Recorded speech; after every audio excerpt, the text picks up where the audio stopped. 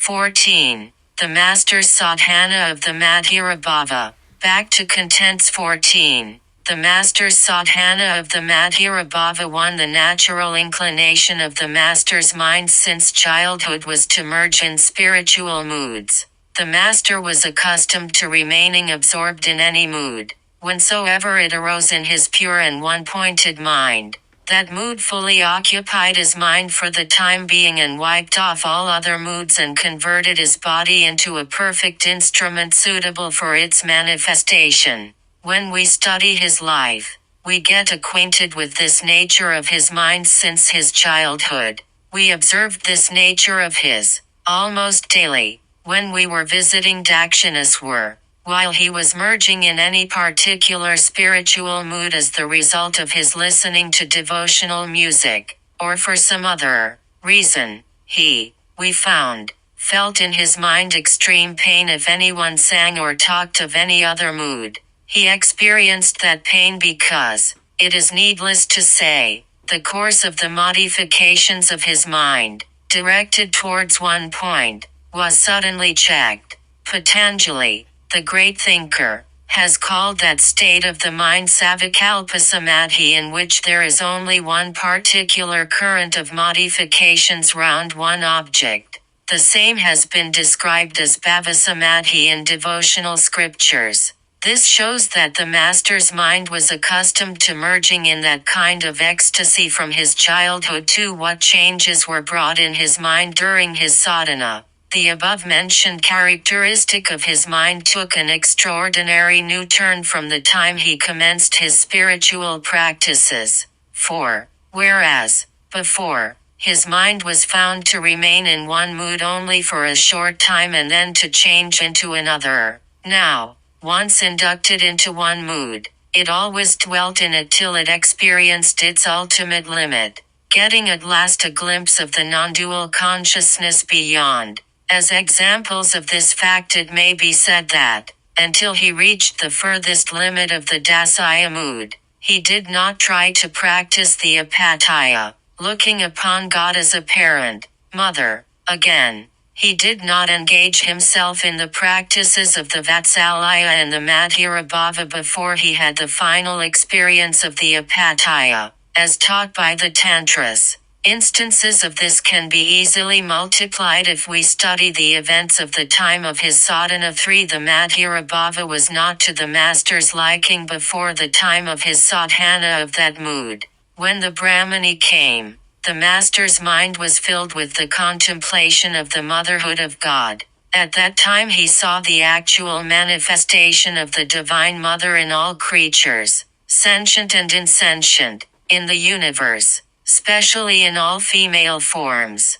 Therefore, we clearly understand the reason why he addressed the Brahmani as mother as soon as he saw her and fully believed himself to be her son. Sat, at times, on her lap and took food out of her hand. Inspired by the devotional mood of the Gopis of Vraja, the Brahmani happened at times to sing songs conveying the idea of the conjugal relationship with God. When the Master said, "We were told by Hriday," that he did not like that mood and requested her to stop them and sing instead songs expressive of the motherhood of God, the Brahmani rightly understood the Master's mood and started immediately singing songs indicative of the mood of the female attendant of the Mother of the Universe. Or she introduced songs full of the outburst of affection of Yasoda for her Gopala. These are, of course, events that occurred long before he became engaged in the discipline of the Madhura Bhava.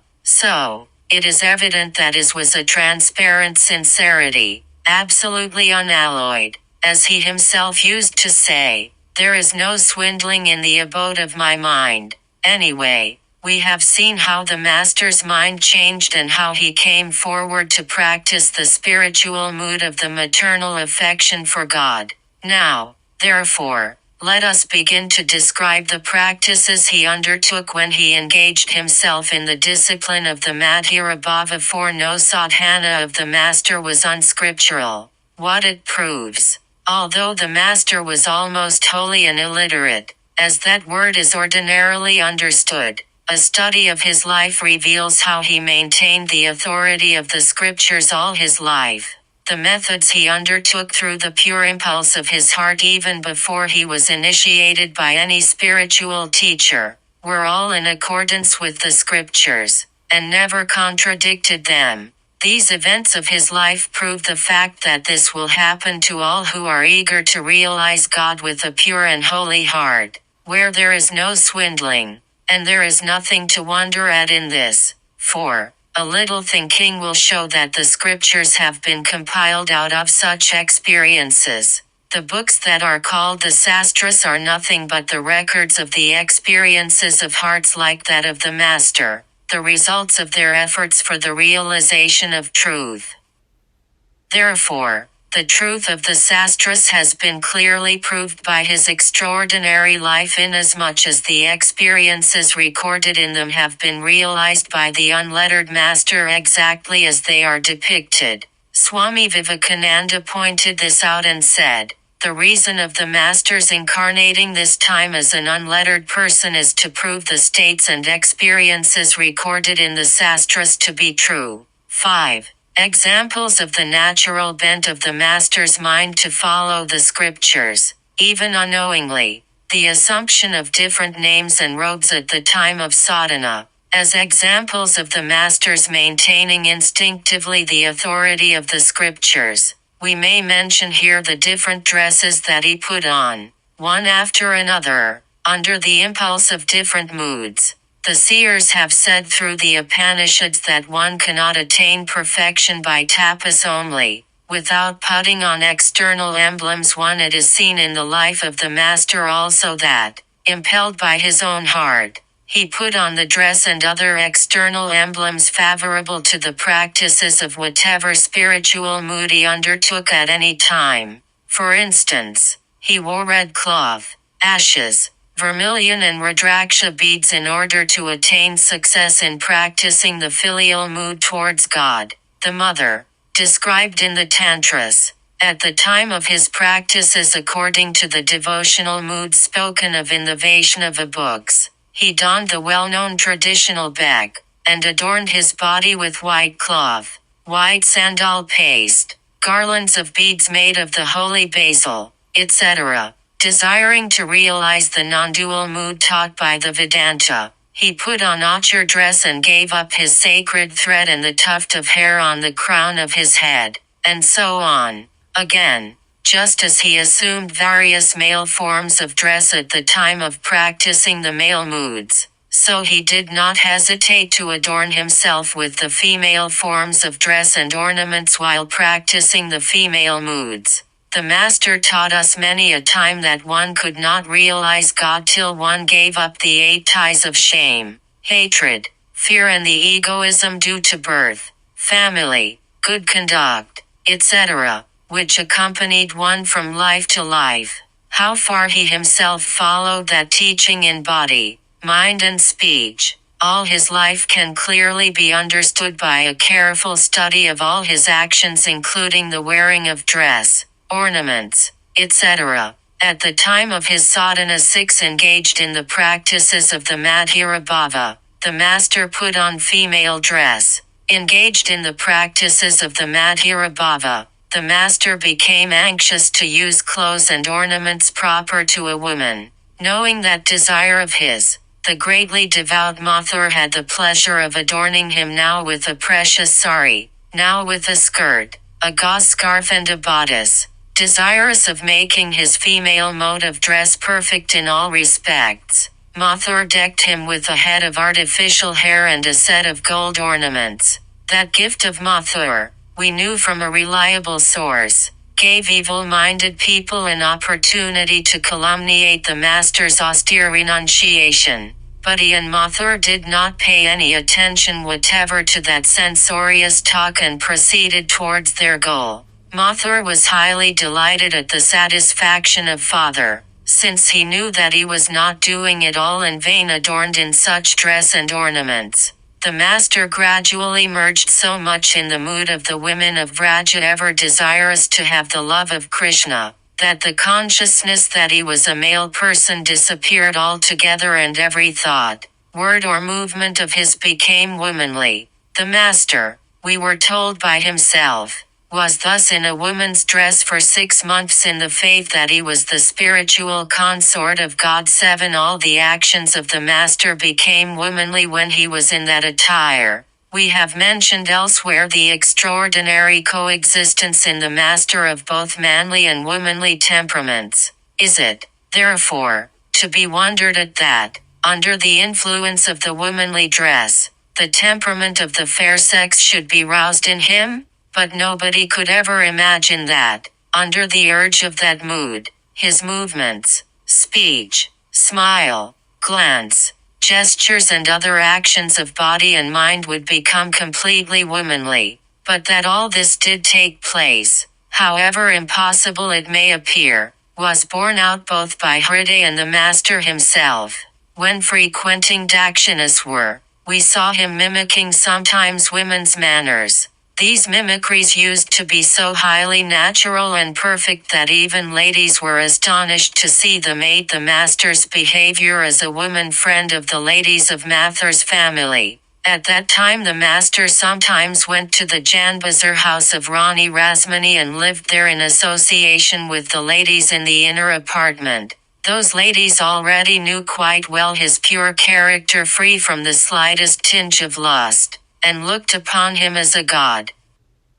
Besides, they were now so much charmed by his womanly deportment and his genuine care and affection for them that they regarded him as one of themselves and could not at all maintain their bearing of bashfulness, hesitation, etc. in his presence. When the husband of any one of Mathur's daughters came to the Janbazar house at that time, the master, we have heard it from himself, adorned her with attire and ornaments, dressed her hair, took her by the hand like a woman friend, teaching her various ways of entertaining her husband and making her sit beside her husband, returned from the room. He said, conscious that I was a woman friend of theirs, they also did not at all feel uneasy. 9. While he was in a woman's dress, it was difficult to distinguish the master from a woman. When he remained thus surrounded by ladies, Hriday said, it was difficult even for his very close relatives to recognize him quickly.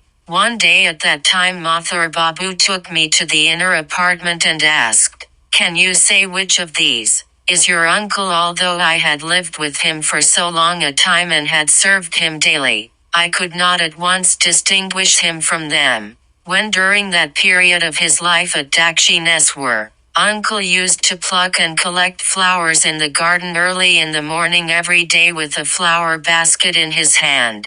We carefully observed him and noticed that every time he started walking his left leg moved first, like that of a woman. The Bhairavi Brahmani used to say, I mistook him very often for Sri Radharani when I saw him plucking flowers in that manner. Having plucked flowers and made variegated garlands of them, he then used to adorn Radha Govinda every day and, having sometimes adorned the Mother of the Universe also that way, he prayed imploringly to her, as did the Gopis of Vraja to Katyayani, to let him have Krishna for his husband. 10. The master's actions and his physical changes during his sadhana of the Madhura Bhava. Desirous of having the vision of Krishna and of getting him as his spiritual husband, the master now performed the service and worship of the Divine Mother. He then engaged himself in the service of the holy feet of Krishna with an undivided mind, and spent his days in eager prayer and longing. That eager prayer in his heart never ceased at any time,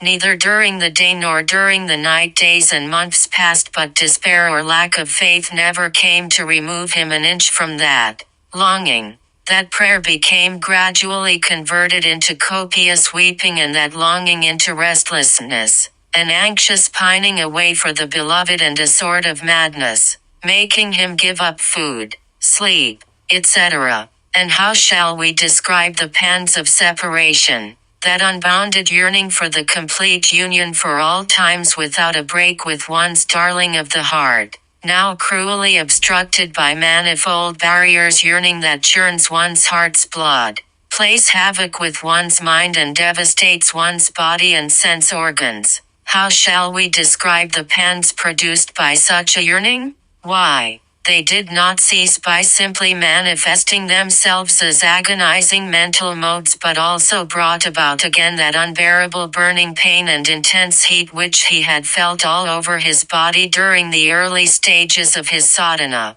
We have heard from the Master himself that drops of blood oozed out then at times from every pore of his body under the powerful sense of the separation from Krishna. All the joints of the body seemed slackened or almost dislocated. The senses completely desisted from functioning and the body lay motionless and unconscious, sometimes like that of a dead man. All because of the extreme anguish of the heart. 11a Contrast between the Master's transcendental love and that conceived by us, we, men, eternally identified with the body and conscious of being that alone, understand by love the attraction of one body for another, or if we go as the result of strenuous effort, just a little beyond the consciousness of the gross body and regard love as the attraction towards the aggregate of the noble qualities manifested in a particular body. We call it by the name of transcendental love and sing hallelujah over it. But it does not take one long to understand that this, our so-called transcendental love, eulogized by generations of poets, is not free from the consciousness of the gross body and subtle desires for enjoyment. Ah, how worthless, insignificant and hollow that love appears in contrast with the true transcendental love manifested in the Master's life. 12 What the devotional scriptures say about Srimati's transcendental love. Srimati Radharani alone, the devotional scriptures say, realized the ultimate limit of the aforesaid transcendental love in her life and left its perfect ideal to the world.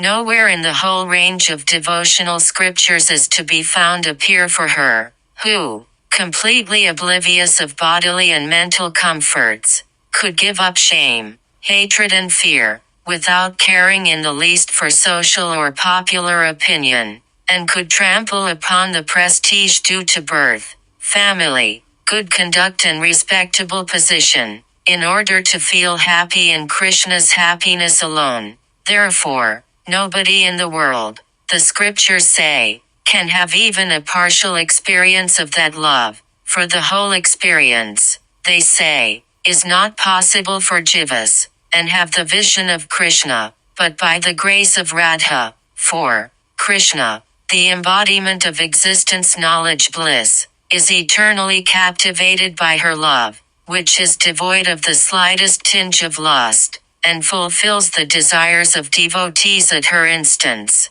The implication of the devotional scriptures referred to above is thus clearly brought out that, until one realizes the kind of love experienced by Srimati, the embodiment of transcendental love, one cannot have God as husband and feel the perfect sweetness of love. 13 Sri Gauranga came to exemplify the transcendental love of Srimati. Although the extraordinary glory of the love of Radharani for Krishna has been highly eulogized by Sukadeva, the chief of the Paramahamsas, and other self-controlled sages, who are supreme as the very embodiment, so to say, of freedom from Maya, the generality of the people of India did not know for a very long time how to realize it in life. In order to make people understand how to realize it, the Divine Lord, the Vaishnava teachers say, had to incarnate himself with Srimati in one and the same body and receptacle, as Krishna inside and Radha outside, in that extraordinary embodiment of his which is known as Gauranga. Thus Gauranga came on earth to do good to humanity by teaching the extramarital relation of love in the spiritual domain, with God as the lover. All the signs that were manifested in Radharani's body on account of her love for Krishna, also manifested themselves in Gauranga's body though male, owing to the power of his love for God. They asserted that Gauranga was Srimati because they saw the manifestation of all the signs of devotion in his body and mind produced by the Madhura Bhava, So, Sri Gauranga is the second example of that ideal of transcendental love. 14 The Master meditated on Radha and had her vision. Thus understanding that the attainment of the vision of Krishna was impossible without Radha's grace, the Master now applied himself thoroughly to gaining her favor. Lost in the remembrance and reflection of her form, the very embodiment of love, he incessantly offered at her lotus feet the ardent emotions of his heart. Consequently, he was very soon blessed with the vision of the holy form of Radha, devoid of the slightest tinge of lust. He now saw that this form also disappeared into his own body like the forms of other deities when he had had their visions. Is it ever possible,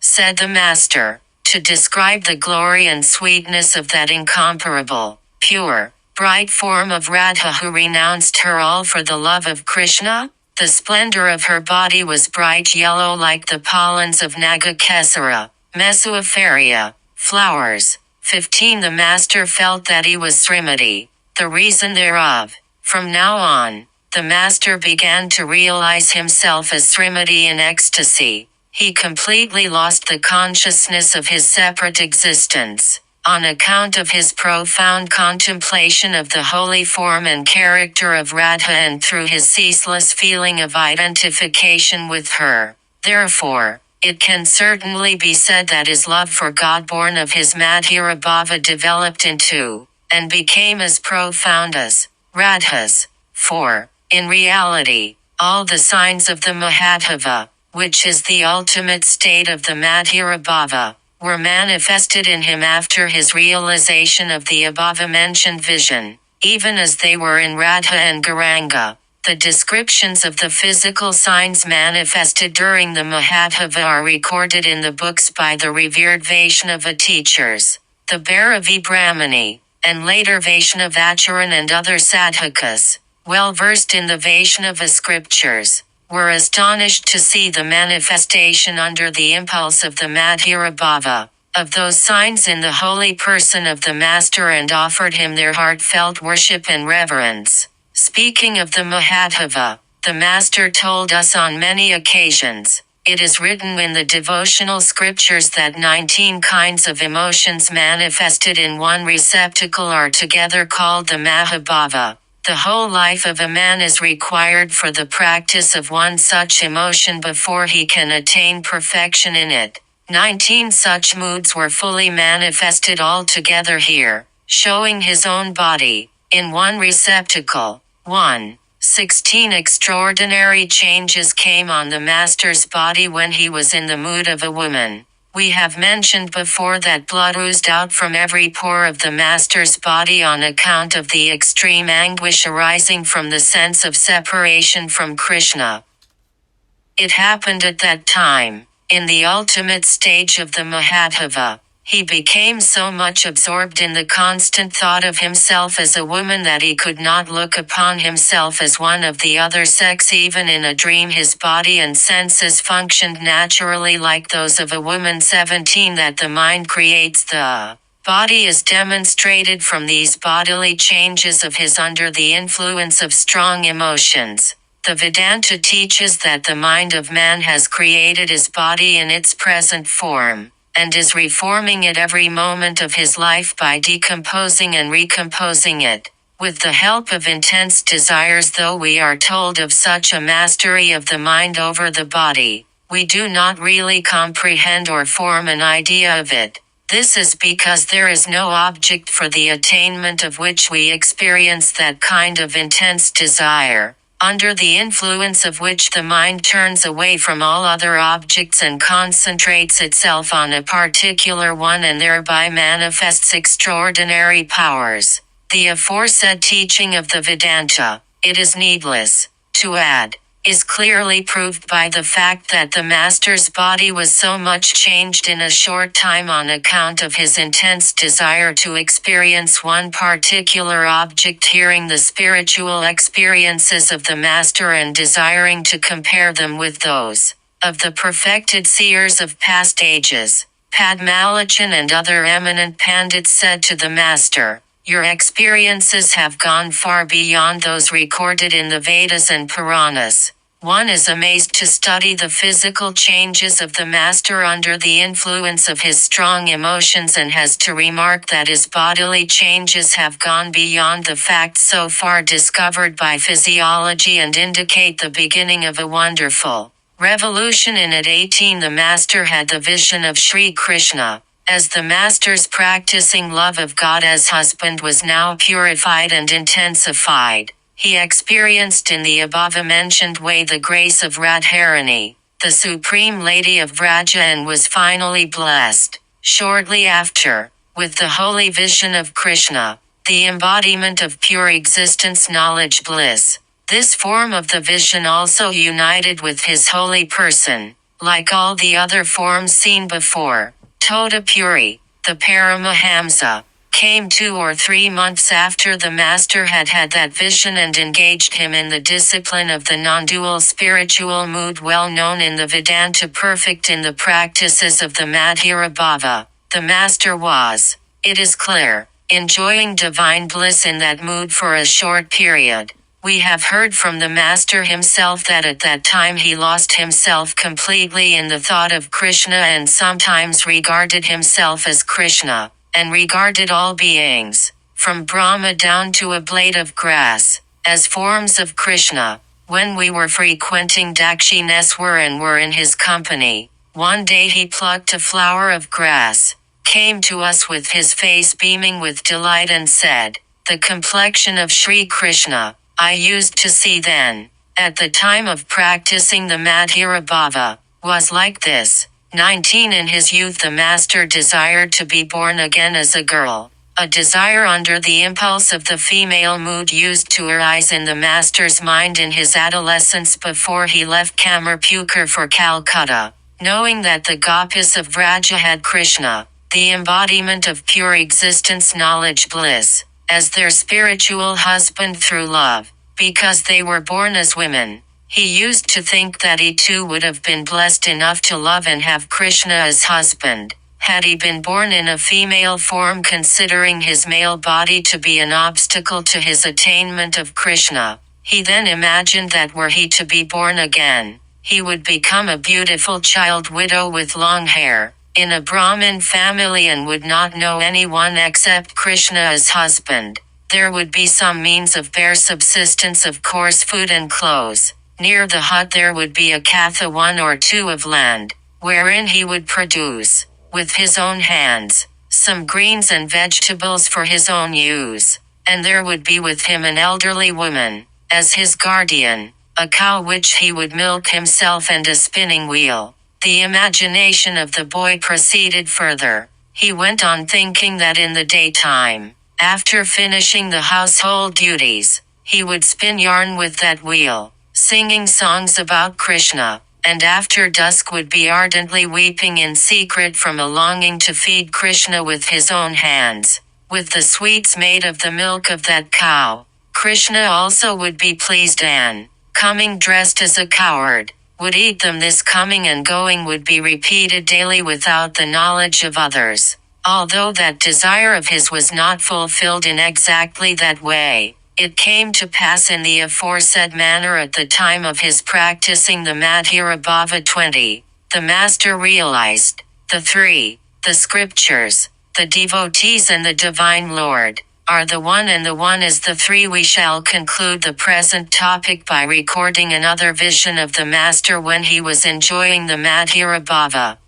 One day during that period, while he was listening to the reading of the Bhagavata in front of the Vishnu temple, he went into ecstasy and had the vision of Sri Krishna's luminous form. He saw that a beam of light like a cord came out of his lotus feet and touched the book, whence it touched the master's heart and remained simultaneously touching the 3 for some time.